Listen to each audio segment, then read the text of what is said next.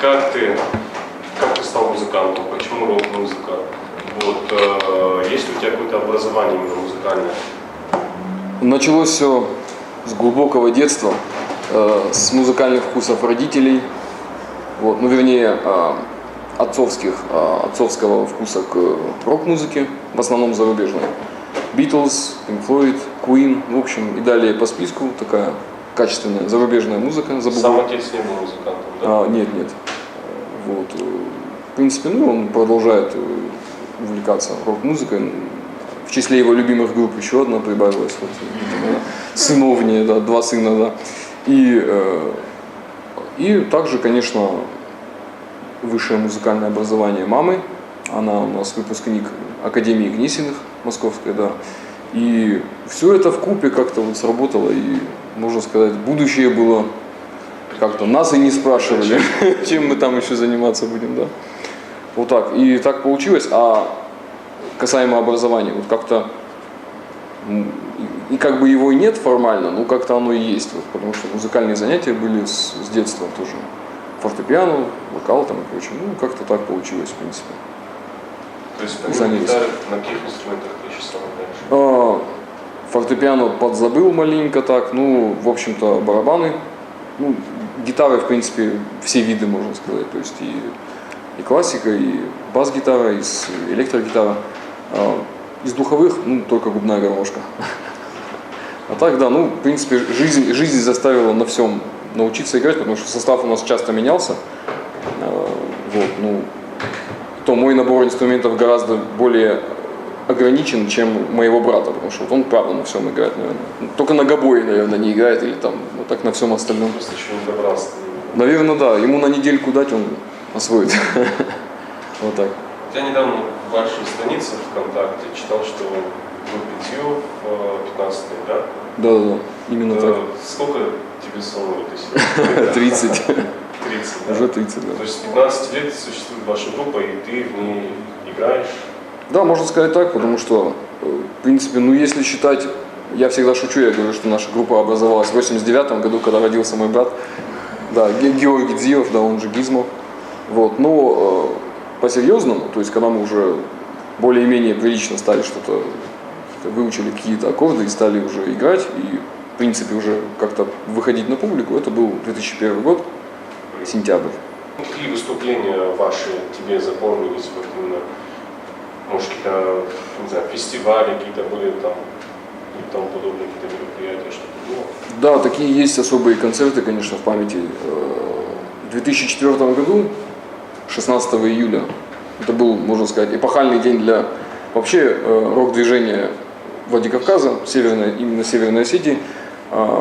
Собрались все практически группы и выступили в ККЗ «Октябрь», ныне уже которого не существует, как мы все знаем. Вот, и был большущий рок-фестиваль, наверное, он продолжался часа 4, все собрались, вот, и Саша Тидеев, мы как раз в тот момент познакомились тоже, вернее, за год до этого еще, в принципе, тусовка такая сформировалась, если можно так выразиться, и все музыканты собрались, молодые именно, и жахнули. И, в принципе, отголоски мы даже сейчас чувствуем того концерта, потому что как-то, что называется, понеслось с того концерта именно, потому что концерты стали чаще, публика пришла там, если я скажу, что полный октябрь собрался, так и было, потому что очень это было все интересно, публике тогдашней, да, и, в принципе, да, вот это, пожалуй, самый запоминающийся концерт. Ты выходишь на сцену, тебе на тот момент уже, мне было 17 лет, и там 1000 человек стоит какой-то, и все на тебя смотрят, и, конечно, тебя там сохранилась, кстати, видеозапись, вот, можно легко найти, рок-фестиваль «Прорыв», Владикавказ, и можно увидеть нас мелких. Такой вопрос, рок, такая музыка, вообще, каково быть рокеру в Осетии, в Осетии, да. Восприятие, публики, она разная, наверное. Сейчас, конечно, уже в положительную сторону повернулась не то, что 10 лет назад, скажем так, и даже, тем более 15, потому что, тогда были, да, то есть определенные стычки там, с людьми, которые считали, что нельзя играть эту музыку и прочее. У нас была такая позиция, что как это нельзя? У нас наши старшие музыканты, там, еще, они-то играли там еще в 60-е годы. Как это мы не должны играть? Ну и тоже как-то. Все занимались спортом, поэтому ну, мы, конечно, оспаривали эти вопросы. Но сейчас гораздо легче, потому что, как я шучу иногда, я дожил наконец до тех времен, когда во Владикавказе может в один вечер быть 5 концертов в разных заведениях. То есть это чудесные времена, господа, настали, правда. То есть открываются какие-то заведения с живой музыкой, все вы их знаете, они на слуху постоянно. И как-то сдвинулось, конечно. С другой стороны, в то время, я сейчас уже буду как старик разговаривать, в те времена, конечно, было интереснее, это, конечно, многие из вас помнят времена, когда не было интернета. Замечательные были времена, кстати, люди диски слушали, кассеты еще там, да, покупалось, это все слушалось от корки до корки. То есть, конечно, интереса было больше к этому, чем сейчас, потому что ты можешь там, залезть себе там смартфон и... Вообще ты, я так понял, интересуешься и традиционной музыкой, да, стенской, вообще культурой. Про это да, конечно. Да. В принципе, заинтересовались мы не так давно. Это, можно сказать, зов. Что рок и остинское, скажем так, традиционное хоровое пение, да, где точка соприкосновения, да? На самом деле очень даже пересекаются. Кстати, вот здесь есть в зале товарищ, который очень органично прямо передо мной сидит Давид Батагов, который очень в недавнем треке, проект называется «Рагау», кстати, и очень ребята совместили респект именно хоровое пение и такую современную музыку. Вот. А что касается пересечений, ну, например, у нас очень часто такие шутки были в ходу, что ну, с нашими предками, дескать, наша музыка перекочевала туда, и в рок-музыке это тоже отобразилось каким-то образом. Особенно вот британский рок 70-х, ну это чистая Осетия, можно даже сказать чистый Кавказ. Пример. Deep Purple, Uriah Heep, Black Sabbath, то есть, опять же, там, триольные ритмы какие-то, гармонии, то есть, ну, как-то очень...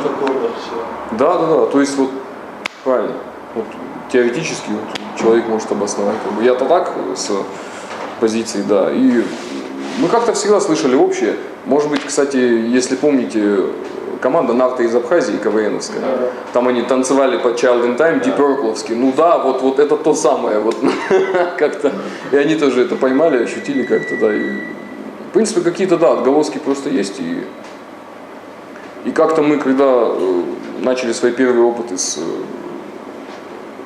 замешиванием, то есть нашей национальной музыки и рок-музыки, в принципе, это началось относительно недавно, года 3 назад, может быть, мы этим занялись плотно. И как-то все так, ну, легло, действительно, замечательно. Ну, вот, то есть ты уже начал эту тему, да, вы несколько треков записали на остинском языке такие, да?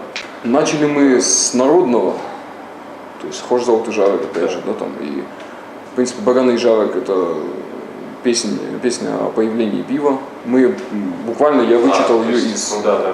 Да, из нардского эпоса, вот я открыл книжку, вот именно вот синей книги, где, скажем так, эпос без купюр, то есть там... И там нашел эту песню, в принципе, как-то сразу и... Музыка новая. Да, как-то она, да, появилась. Я поискал какие-то образцы именно народного творчества, да, именно пения народного. Но какие-то это были разные варианты, вот этот вариант я как-то не нашел нигде, вот именно с таким текстом.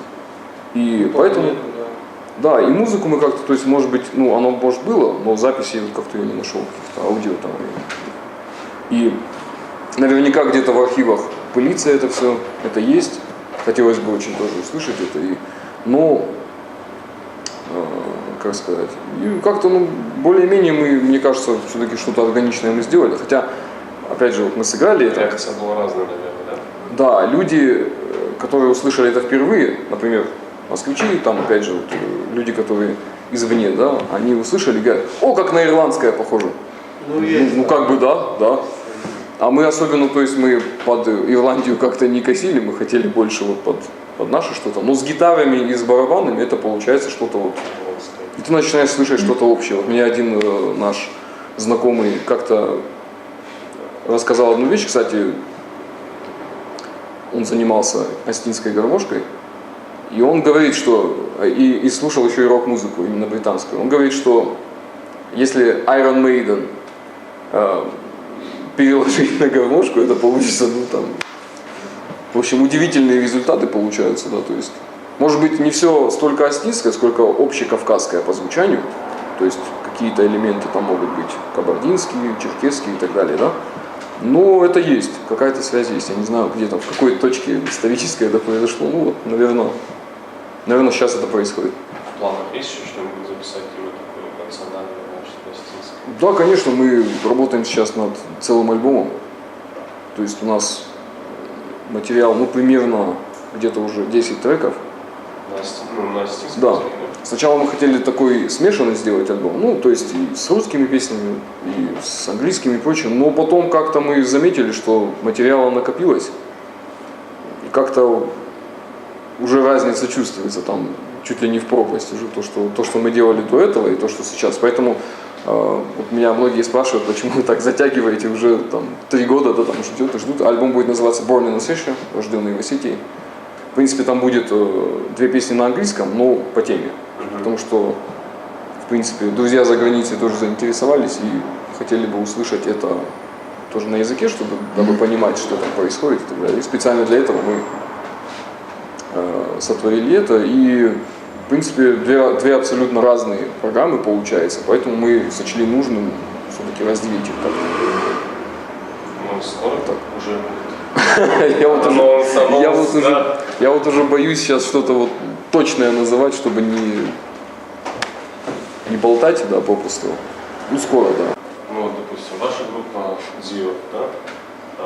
Кройдон, а еще такие вот рок-группы или, я не знаю, музыканты недостойные, скажем, на твой взгляд, уровня в Осетии?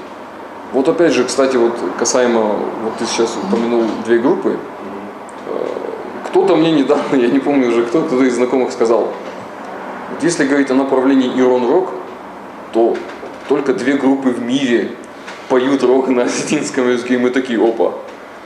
А видимо, да. То есть, как-то так, если... Да, ну видишь. Бон-Варном, да. Ну, это были. Да, это помним, как говорится, помним, чтим. И, кстати, влияние есть, да, касаемо влияния в музыке, да, мы всегда упоминаем, что вообще тут стоит упомянуть один ключевой момент, когда Саша Тидеев мне принес кассету с записями отца и группы, да, «Мемориал» еще.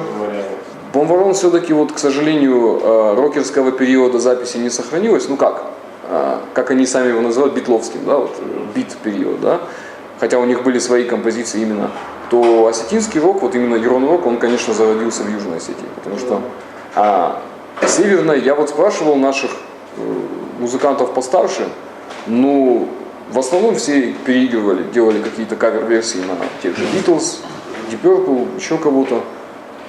То есть собственного материала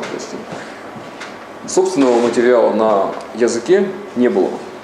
Ни в 60-е, ни в 70-е, ни в 80-е. Ну, что-то, может быть, было, какие-то попытки. А тут мне попадает запись в руки 79-го года, кассета. Ну, так-то она писалась изначально на бобину, потом уже кто-то на кассету и понеслась, да. То есть мы ее оцифровали, закинули в интернет, то есть она сейчас уже в свободном доступе. И вот такой отголосок из Тхинвала 79-го года. И материал крутой, то есть он на уровне тех же корифеев зарубежных, но на осетинском языке и с осетинской мелодикой, со всем этим. Ну, меня тогда это поразило просто, и, конечно, во многом этот момент тоже повлиял на... Мы выпустили в 2011 году сборник «Ирон-Рок 2». На первом как бы сборнике там на языке ничего не было еще. Тут мы выпустили, накопился материал, и Саша с отцом возобновили именно репертуар, плюс еще поучаствовал в этих треках, то, что мы записали. Записал соло-партии Хсар Джикаев. С «Мемориалом». Да, это ну, действительно, можно сказать, основатель ирон-рока. И он поучаствовал, записал соло-партии. В принципе, группа «Мемориал» на том сборнике, она, можно сказать, ну, возродилась на 2 песни. Европейские группы или русские рок-группы повлияли на тебя именно? Что, чье творчество? Сейчас у меня такой список, такой, Ну вот прям где-то сотни. топовый. Топ, да. Ну, конечно, Битлз, первая группа, услышанная мной. Конечно. Всех Битлз первые Да, назвали, да? Да, потом, вот еще, кстати, если люди делятся на 2 категории, те, кто любит Rolling Stones и Beatles, да, обычно. Но я люблю обоих, вот мне нравятся и роллинги тоже своей вот такой, да, наглостью такой, впрочем, там, битлы мелодизмом. Потом кто еще? Ну, конечно, Queen. Queen это образец мелодичности, образец вообще необычных каких-то музыкальных решений. Это как бы сейчас уже, да, поплетелись они в уху, да, там, люди считают уже это чуть ли не поп-музыкой. Но тогда... Сейчас до сих пор никто так не поет, как Вот именно.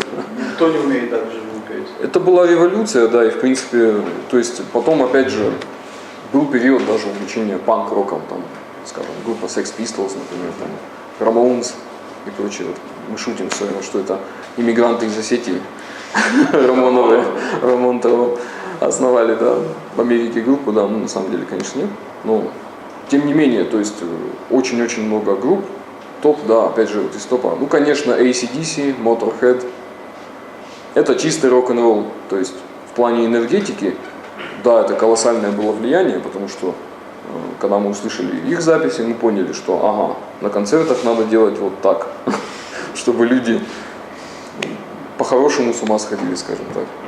Вот так, например. А из русских, ну, конечно, будучи ребенком в 90-е, ты не мог, да, не слышать ДДТ, опять же, Наутилус и так далее. Конечно, русский рок, да, кино, Цой.